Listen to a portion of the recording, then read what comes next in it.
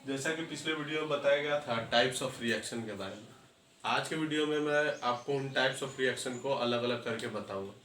तो सबसे पहला जो हमारे लिस्ट में था वो था कॉम्बिनेशन रिएक्शन।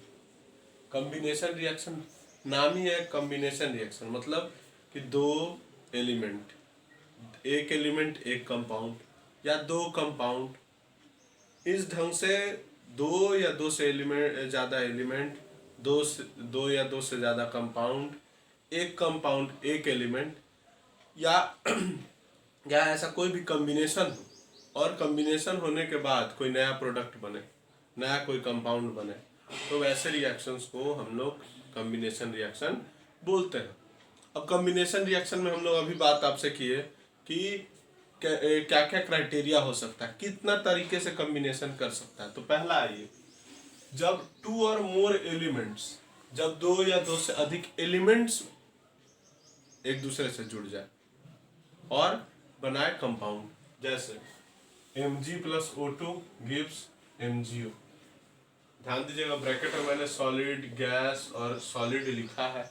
इसका कारण आपको पता है, पिछले वीडियो में बताया गया था इंफॉर्मेटिव बनाने के लिए रिएक्शन को। नेक्स्ट है टू और मोर कंपाउंड्स।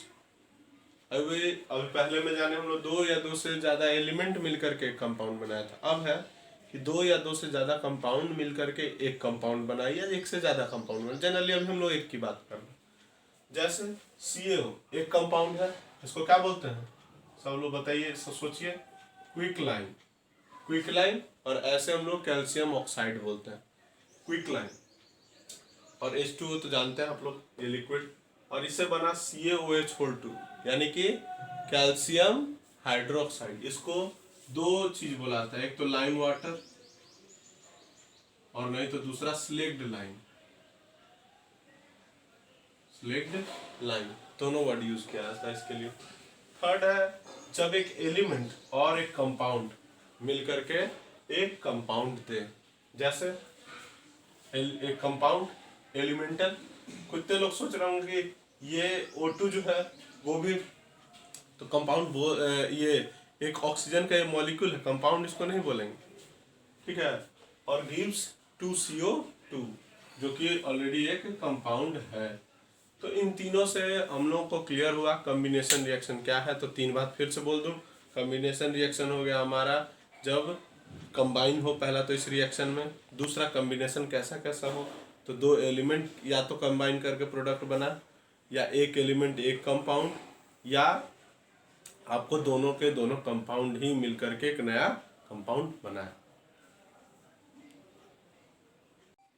नेक्स्ट जो आपको रिएक्शन के कड़ी में हम लोग आगे बढ़े तो नंबर 2 पे आता है हमारा डिकम्पोजिशन रिएक्शन। डिकम्पोजिशन रिएक्शन नाम ही है डिकम्पोजिशन। हिंदी इसका यदि आप करिएगा तो विघटन होता है। विघटन मतलब टूटना। जब कोई एक कंपाउंड दो या दो से ज्यादा सिंपलर सब्सटेंसेज में टूटे तो उस रिएक्शन को हम लोग बोलते हैं डिकम्पोजिशन रिएक्शन। अब ये जो डिकम्पोजिशन रिएक्शन है ये नंबर 1 अपोजिट होता है ये कॉम्बिनेशन रिएक्शन के। कॉम्बिनेशन के सीधा उल्टा होगा ये। दूसरी बात कि इसमें कोई एक कंपाउंड जो वो दो या दो से ज्यादा सिंपल सब्सटेंस में टूटेगा। तीसरी बात कि डिकम्पोजिशन जो है वो कितने तरीके से हो सकता है। तो जनरली हम लोग तीन तरीका जानेंगे, हीट, इलेक्ट्रिसिटी और लाइट। यदि डिकम्पोजिशन हीट से होता हो तो जब हीट से होता है तो उस डिकम्पोजिशन को हम लोग थर्मल डिकम्पोजिशन कहते हैं। और थर्मल डिकम्पोजिशन का एक एग्जांपल आपके सामने बोर्ड पर दिया हुआ, 2KClO3 हीट किया उसको तो KCl और 3O2 में टूट गया वो। KClO3 पोटासियम क्लोरेट बोलते हैं इसको।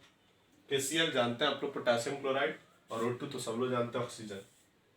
सेकेंड है इलेक्ट्रिसिटी से, जिसको इलेक्ट्रोलाइटिक डिकम्पोजिशन बोला जाता है।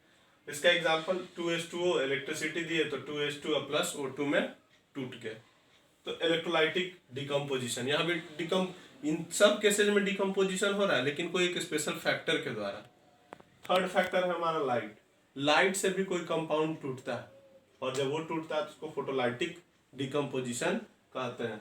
2AgCl टूटा 2Ag और Cl2 में, इसका ही इस्तेमाल देखिए। अब डिकम्पोजिशन का इस्तेमाल क्या क्या है। तो डिकम्पोजिशन का इस्तेमाल आपको फोटोग्राफी में हो सकता है, फोटोग्राफिक प्लेट्स को निकालने में डिकम्पोजिशन का हम लोग इस्तेमाल करते हैं। फिर सबसे बड़ा बात metal extraction, metal extraction, metals को निकालने में मैं आगे आपको बताऊंगा, मेटल नॉन मेटल जब चैप्टर आप पढ़ेंगे तो, कि मेटल एक्सट्रैक्शन में भी इसका इस्तेमाल होता है।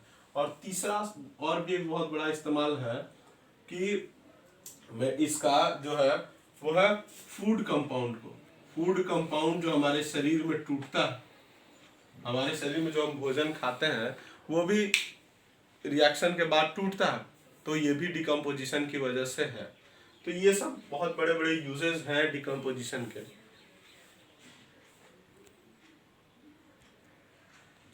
नेक्स्ट जो टॉपिक है हम लोग का वो है डिस्प्लेसमेंट रिएक्शन। डिस्प्लेसमेंट रिएक्शन नाम ही डिस्प्लेसमेंट रिएक्शन, यानी कि किसी को डिस्प्लेस करना।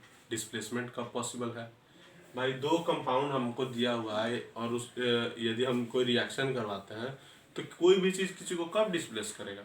सिंपल बात है, आप सोचिए कि डिस्प्लेस करने का सबसे बड़ा तरीका क्या है, खुद को स्ट्रांग करना। यदि कोई एलिमेंट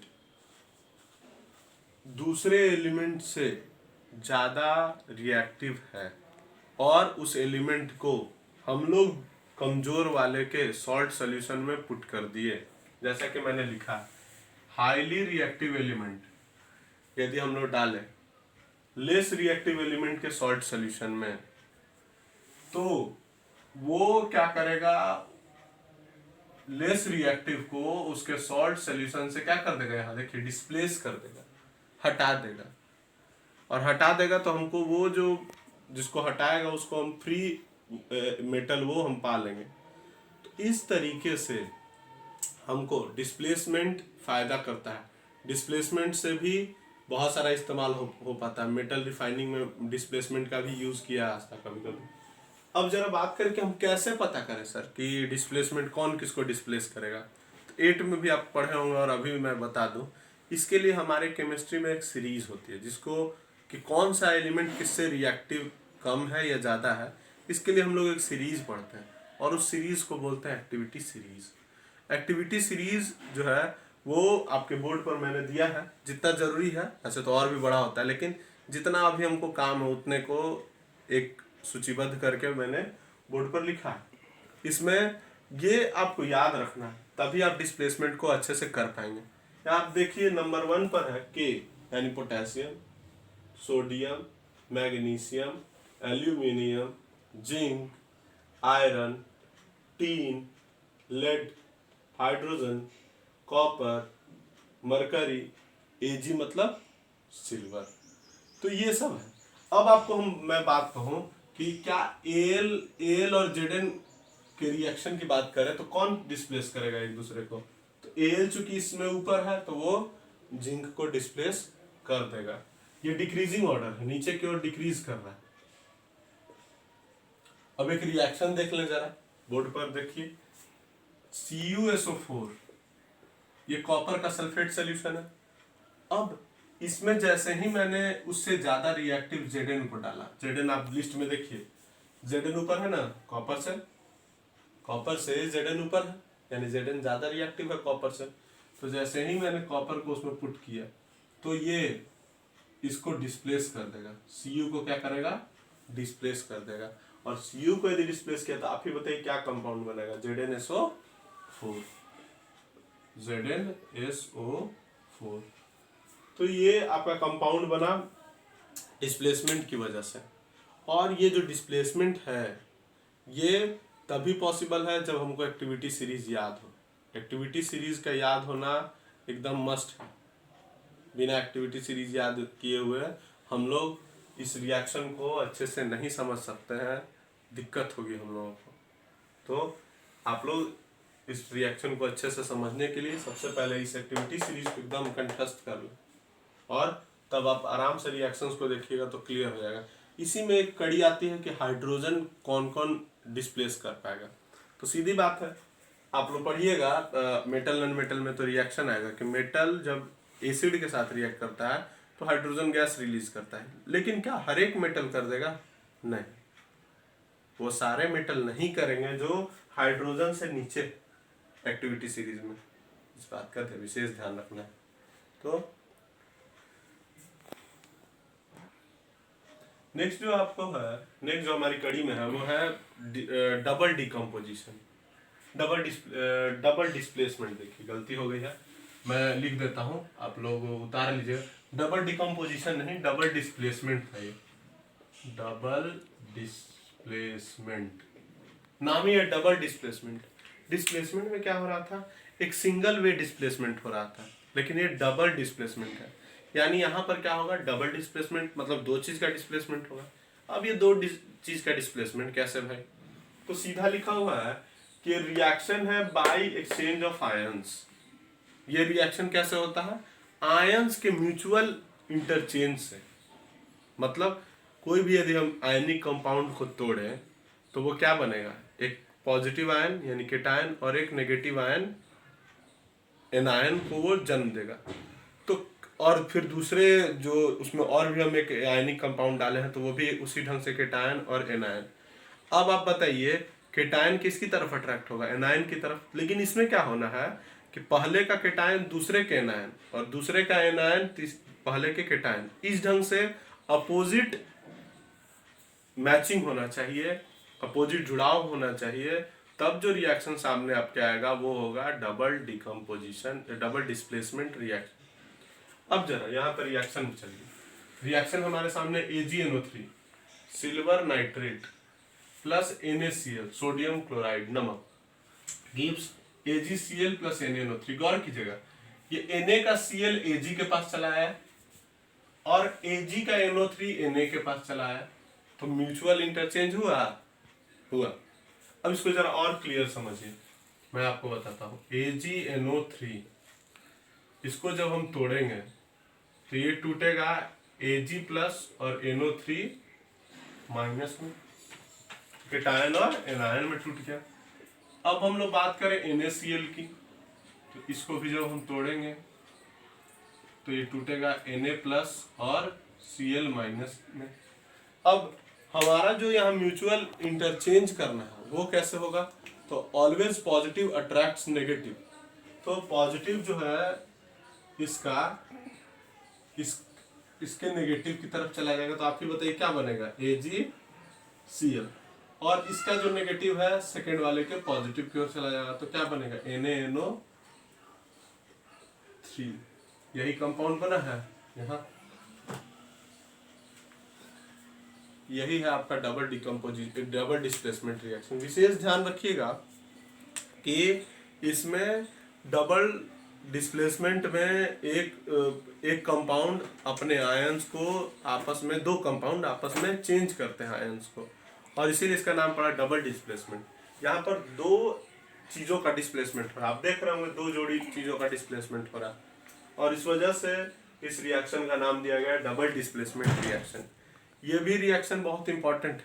कभी कभी प्रेसिपिटेशन रिएक्शन जो हमारा था वो डबल डिस्प्लेसमेंट रिएक्शन बन जाता है। तो ये तो थी आज की बात। नेक्स्ट वीडियो में मैं बहुत ही इम्पोर्टेंट टॉपिक को डिस्कस करने वाला हूँ, तो आप निश्चित तौर पर अगला वीडियो देखें, क्योंकि बहुत ही अच्छा, बहुत लोगों से सुनने में भी आता है, बहुत ही कॉम्प्लेक्स लोग समझते हैं। ऐसे कॉम्प्लेक्स मैं बोलता नहीं हूँ, क्योंकि कॉम्प्लेक्स कुछ नहीं होता। आप समझ गए तो सब चीज़ आसान है, और नहीं समझे तो सब चीज़ कॉम्प्लेक्स। तो जो डिस्कस करने वाले हैं हम लोग वो अगले वीडियो में, वो है आपका रिडॉक्स रिएक्शन। क्योंकि इसके डेफिनेशंस में आप देखे होंगे कि बहुत उलझन, बहुत सारी बातें इसमें छुपी हुई हैं, तो आप कतई घबराए नहीं।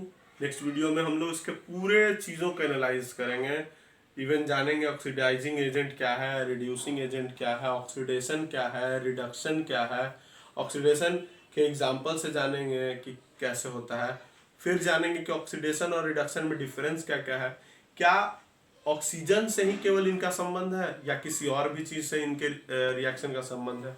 तो ये सब मैं आपको अगले वीडियो में बताऊंगा।